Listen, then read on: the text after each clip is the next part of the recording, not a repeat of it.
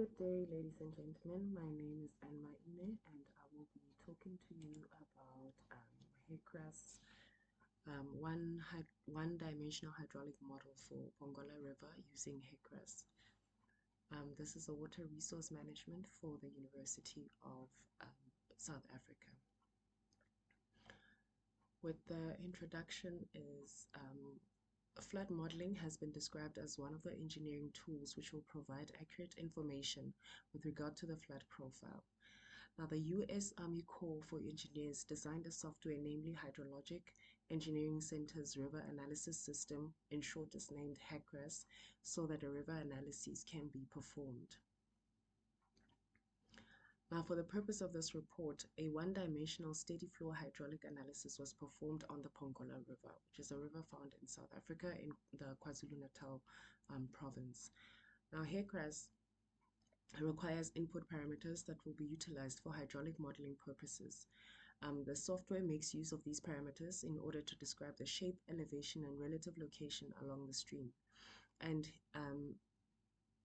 the importance of these set parameters are the following.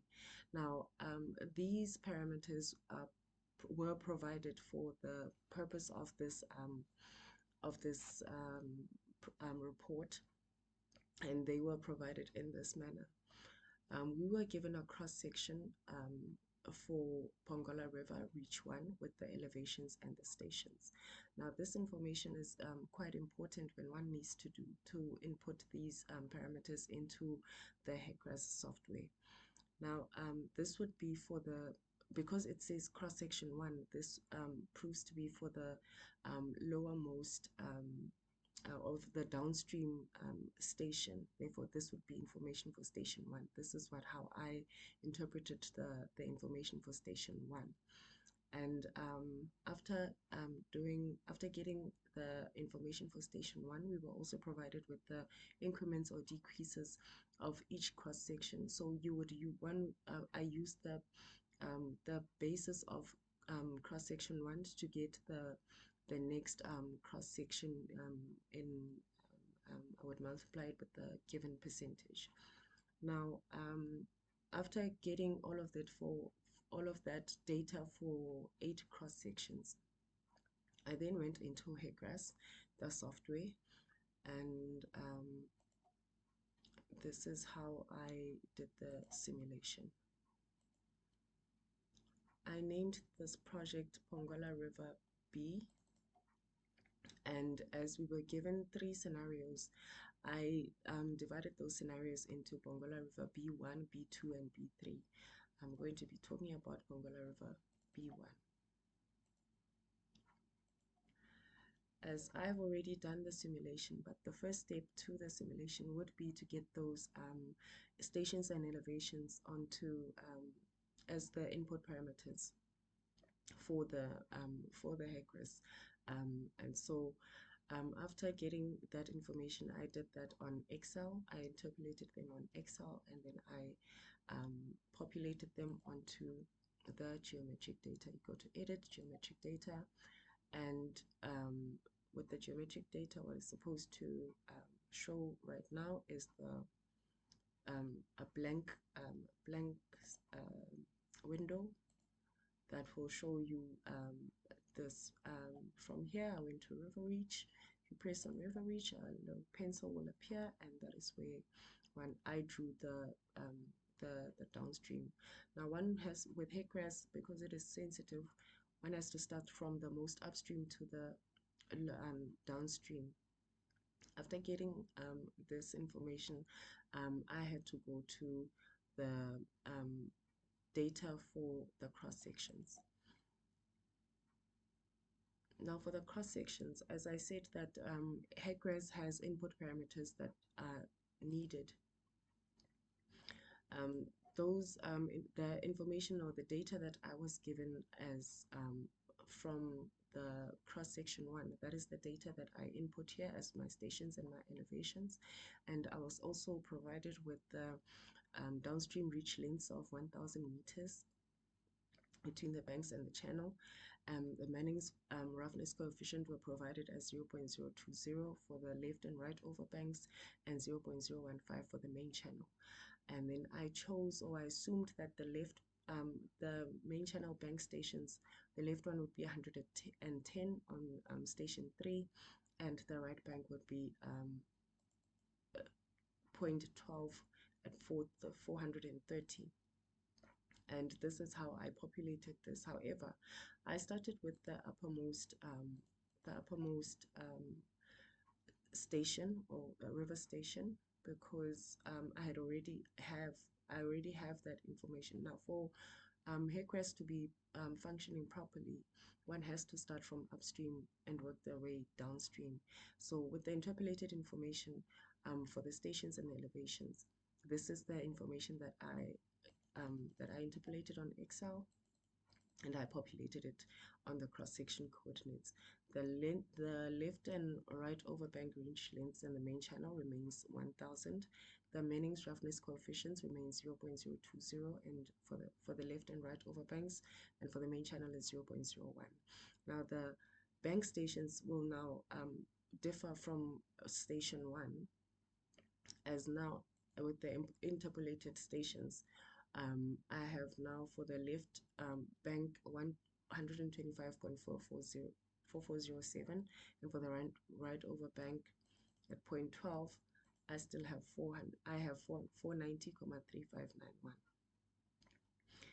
And after this, in order for me to get the corresponding station, as I said, I start with station 8. Over station 8, this is how I will view the population and input all of the data, make sure that all the input parameters are populated. And then I would go to options and copy the current cross section. And from then onwards, station 7 would have to, will appear.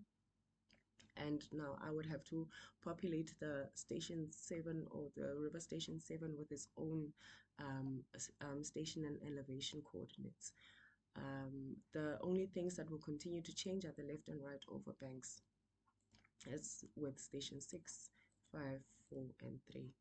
Now after this, I will exit the cross section data, and then I'll make sure that I save the geometric data and close this window.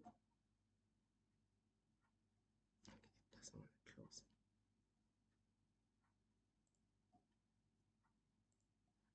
Close that window. After getting the geometric data, as this is the result from the geometric data.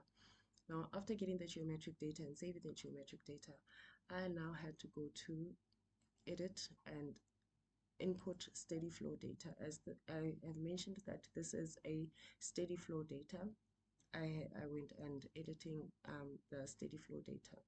Now for the profile, as this is one profile of 2,200 cubic meters per second, the given flow rate was 2,200 cubic meters per second. And with the 8 river stations, I had to also choose the reach boundaries conditions. Now, because I did not know the depth, or the normal depth, I chose the critical depth, as this was a simulation for subcritical depth. After choosing critical depth, I would say okay, and then I would apply data, and then close. Oh no, wait. Save the flow data, and then close this window. And from then onwards, I would then go to run the steady flow analysis, and for Pongola River, and then I named it Plan 1, and then I would compute. This may take a few seconds.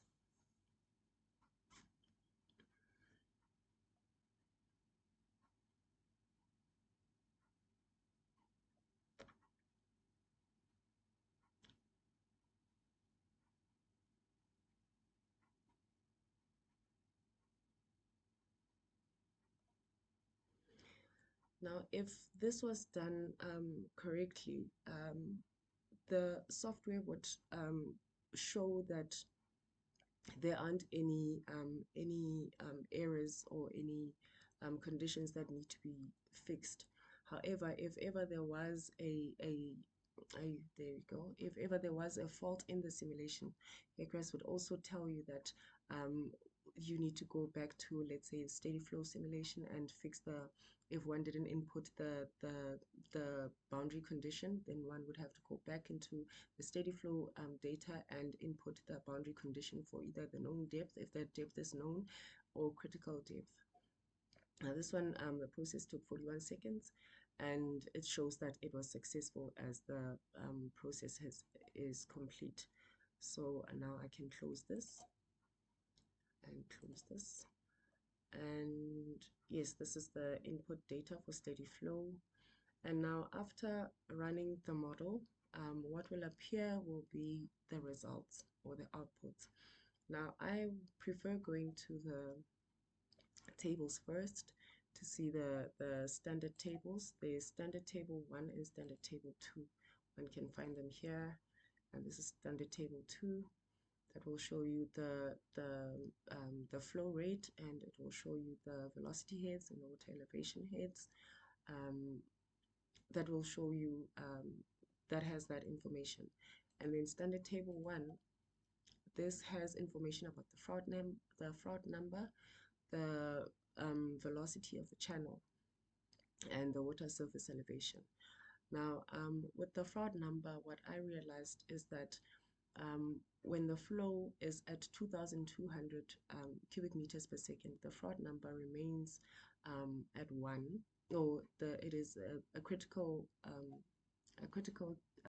flow is experienced for station 8, 7, and 1. However, the fraud number is less than 1 for station 6, 5, 4, 3, and 2.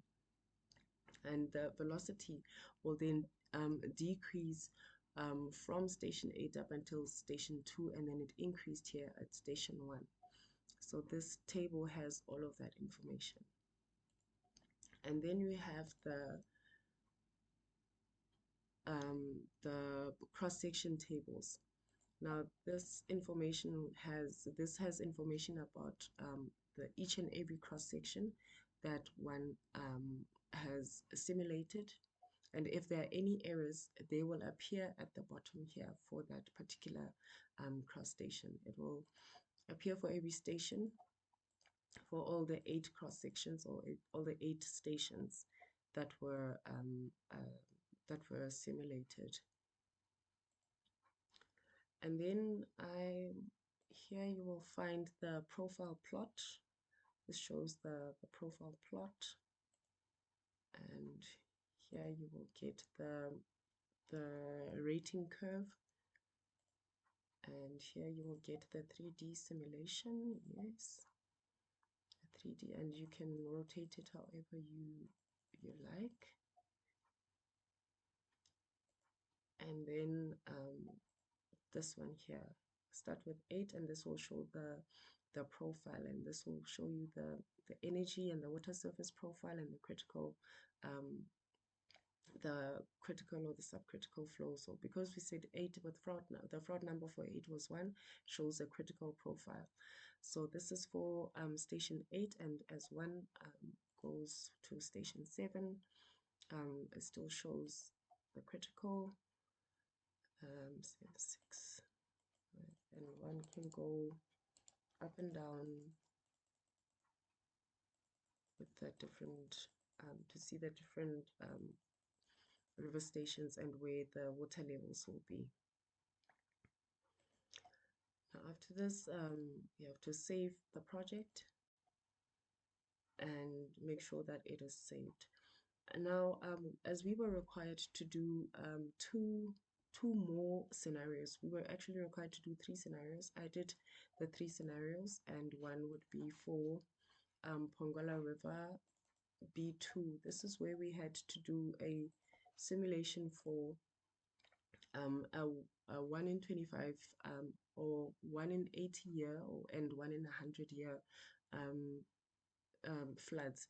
Now I did this in a way where I put the two um, the two floods together in this way. So I did the entire I started all over. I did the geometric data, the same geometric data. I did the cross sections for each and every one. However, what was more interesting about this one was that I was able to put both the 100 and the 80-year floods in one plot. Therefore, it shows the different years. So the green one will show the energy levels for 100 year, and the red one, I'm not sure if you can see it, the red one here will show the one in 80 year. And so this occurred for every river station, and this was quite interesting for me. Yes, this was the most interesting one for me. And then there was the one for um, where the Manning's roughness coefficient was increased by 59 and 87.5%. Now, with this one, it showed that the velocities for this one, for let me see, it's table one, yes. The fraud number for station 8, 7, and 6 was 1, and for station 1 as well, it was also 1. So it showed that there was a critical flow for stations 8, 7, 6, and 1, and the rest was subcritical flow as they were less than 1. This was quite interesting for me to show the effect that the Manning's roughness coefficient has also on the velocities. There wasn't much of a change in the velocities, but then there was a slight change. There's some slight changes in the velocities, but they still remained as the velocities are still decreasing up until you reach the river station 1. And yeah, for station 8, it remained exactly the same. Yes, and that is how I did the simulation for the 3 scenarios that we were provided. And let me just make sure that I save. And yes, so one will receive the output parameters with the standard tables, and one also receives tables for the output tables for the cross section, for each cross sections. And this was the final one where it shows both the input parameters as well as the output. And in conclusion is that the different results that were obtained and observed for the 3 scenarios presented, the increase in Manning's roughness coefficient with 59 and 87.5% respectively indicated that there will be a significant reduction in the velocities along the channel. The comparisons of the velocities and the same flow rate of 2,200 cubic meters per second was performed for the original and increased Manning's coefficient simulations indicated a slight increase of velocities for the increased Manning's coefficients. And that will be all. Thank you.